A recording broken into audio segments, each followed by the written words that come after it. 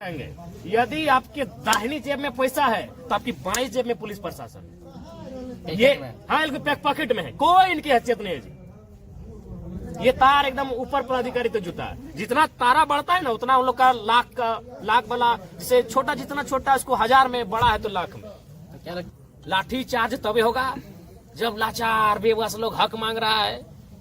Sir जो उनको डरा सहमा लोग भी लाठी चार्ज करेगा। देखते हैं ना बागमारा में कितना ये लोग माफिया को खदेड़ता है, देखते हैं हम तो सामने, हम तो वॉच करेंगे। अब तो लेटर भी लेके आए। कहते हैं जिस दिन कोयले की अगर ईमानदारी पूर्वक जांच हुई, कोयला अवैध कोयले तस्करी की, इस राज्य के सर्वोच्च पदाधिकारी के टेबल तक पहुंचेगा। लेकिन आप जिस क्षेत्र में रात में घूम रहे हो उस क्षेत्र में भी तो कोयला का तस्करी का मामला हो सकता है। अभी मामला थोड़ा शांत है। क्यों शांत है भाई? शांत इसलिए है कि जिस दिन नहीं हम बोले थे कि डुमरी के टोलों में रोकेंगे, हाँ। तो थोड़ा सा है वो विचलित है। उन लोग थोड़ा सा अपना रूट को डाइवर्ट किया, लेकिन फिर भी पार होता है। अब देखिए विधायक 24 घंटा तो भाई रुकेगा, वहाँ बैठा नहीं है। और अगर आम कार्यकर्ता आम आदमी रोकेगा तो प्रशासन फिर डंडा लेके जाएगी। वहाँ रोकने के लिए विधायक को होना होगा। तो देखिए हमें सच्चाई स्वीकार करने में मैंने कभी परहेज नहीं किया है। कुछ गाड़ियां अभी भी पार हो जाती है क्योंकि पूरा सिस्टम सेट है भैया। लेकिन हाँ इतना खौफ है कि जिस दिन सुने हाँ कि बिहार की मंडी में भी चर्चा है कि एगो नया लड़का जीत के आया है और टोलवा उसी के इलाके में पड़ता है। तो ये तो है कि जिस दिन मैं खेपा जिस दिन हमको थोड़ा सा टाइम भी नहीं मिलता है, 3-4 को विधानसभा जाना पड़ता है, रात को 2 बजे के सोते हैं, फिर 10 बजे या तो जो सरकार में बैठ कर क्रांतिकारी डिसीजन होगा तभी ये शांत होगा, और नहीं तो कुछ नहीं। एकदम स्पष्ट कहते हैं इनका लाठी चार्ज तभी होगा जब लाचार बेबस लोग हक मांग रहा है। सर जो उनको डरा सहमा लोग भी लाठी चार्ज करेगा। देखते हैं ना बागमारा में कितना ये लोग माफिया को खदेड़ता है, देखते हैं हम तो सामने, हम तो वॉच करेंगे। अब तो लेटर भी लेके आए सीएम को। बिल्कुल हमें खेद है, हम बोले हम कुछ विषयों पर जो गलत है उन पे हम बोलेंगे, लेकिन एक मानवता के नाते हमें भी पीड़ा है कि भाई एक संवैधानिक पद पे जो व्यक्ति है, एक माफिया कैसे मारेगा यार उसको। एक माफिया मार देगा, पत्थर से मार दिया है और अभी सामने से मारा है। जो वहाँ लोग कह रहे, चूंकि यह पुलिस का मामला है, डर से हमें कोई कोई बोलेगा नहीं, सब जरा मतलब थोड़ी है कि मुंह खोल देगा। कलेजा चाहिए ना भाई। वहाँ सुनिए, चूंकि एक तरफ माफिया है और एक तरफ पुलिस है, और पुलिस का बड़ा घायल हुआ है, कोई देखा भी तो नहीं कुछ बोलेगा, पीस जाएगा ना, पीस जाएगा।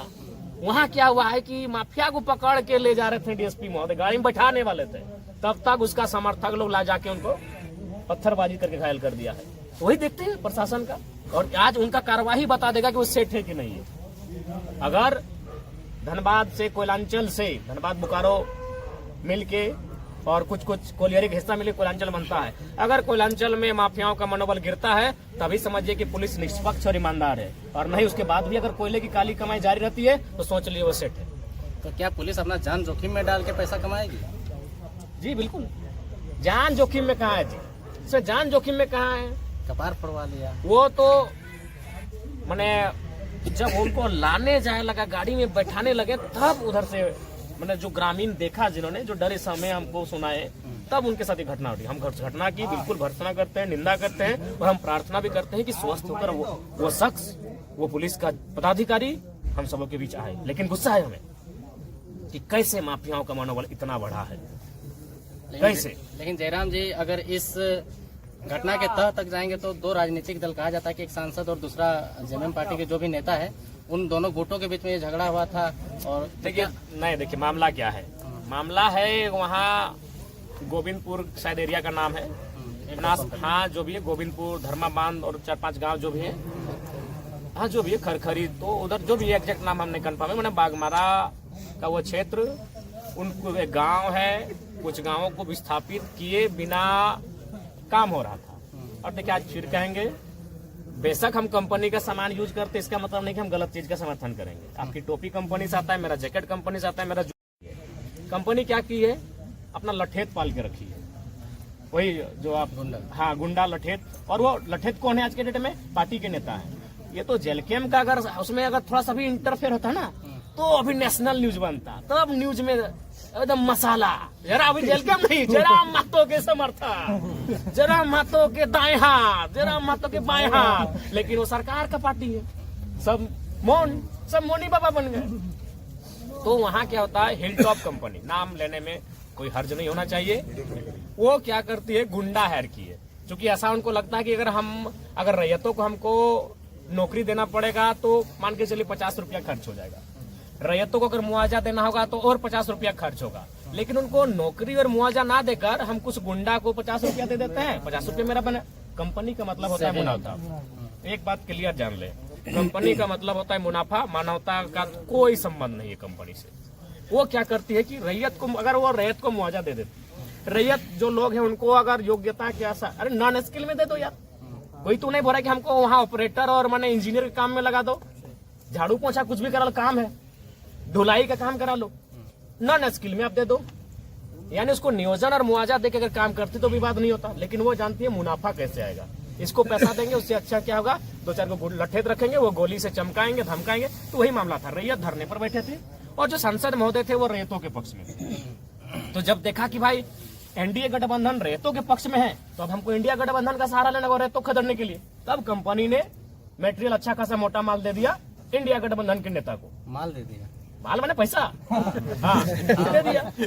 अब दे दिया तो भाई अब तो प्रतिष्ठा है, क्योंकि आज के दिन प्रतिष्ठा है, गुंडा लोग का प्रतिष्ठा होता है कि भाई कंपनी हमको विश्वास किया है, अगर कंपनी का आज विश्वास नहीं जीतेंगे तो फिर अगला दिन कमाई कैसे होगा। तो उस कंपनी का विश्वास जीतने के लिए गुंडा लोग किसी भी हद में जा सकता है, क्योंकि वो कंपनी आने वाला दिन और काम टेंडर लेगी। जब और टेंडर लेगी तो फिर उसी गुंडे को याद करेगी कि गुंडा जी आपने अच्छा काम किया था वहां पे, गुंडा भाई। तो उस कंपनी का विश्वास को जीतने के लिए गुंडा भाई मजबूर है। तब गुंडा भाई अब चल गए रैयतों को मारने पीटने। अब आ गई कंट्रोवर्सी। तो भाई प्रशासन का वहां कर्तव्य बनता है कि अब विधि व्यवस्था खराब होगी, एक तरफ रैयत है, एक तरफ कंपनी के लठेत यानी गुंडा भाई लोग। तो अब है क्या कि अब वहां विवाद होगा, तब प्रशासन इंटरफेयर करती है कि भाई ऐसा ना हो, समझौता हो, वार्ता हो। तो उसी क्रम में ये माहौल खराब होता है। चूंकि हम सुनी हुई बात कह रहे हैं, अब हम जो कह रहे हैं आप उसे एक्सेप्ट नहीं मानिए, आप भी इंक्वायरी कर ले। हम ये नहीं कि हम ब्रह्मास्मि, हम जो कह रहे हैं वही सत्य है।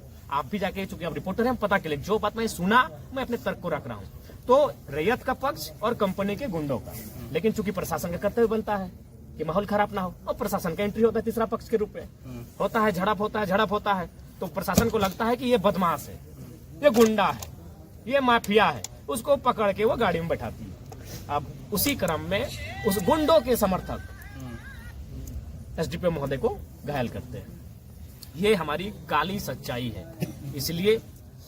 इसलिए आज फिर कहूंगा, कोयलांचल के लिए मैं फिर कहूंगा, 1000 बार कहूंगा, भले नेशनल मीडिया में नहीं इंटरनेशनल मीडिया में हमारे इस बयान को चलाए कि विधायक का बिगड़े बोल, लेकिन आज फिर कहेंगे हम दो, हमारे दो नहीं, 1 या 2 एक्स्ट्रा पैदा कीजिए, उसको परवरिश कीजिए और बिल्कुल उसको बागी और विद्रोही बनाइए। इनके सामने आप नहीं टिक पाएंगे। ये कंपनी से पैसा लेते हैं जी, कंपनी मतलब नो मानवता, ओनली मुनाफा, कैसे लड़े।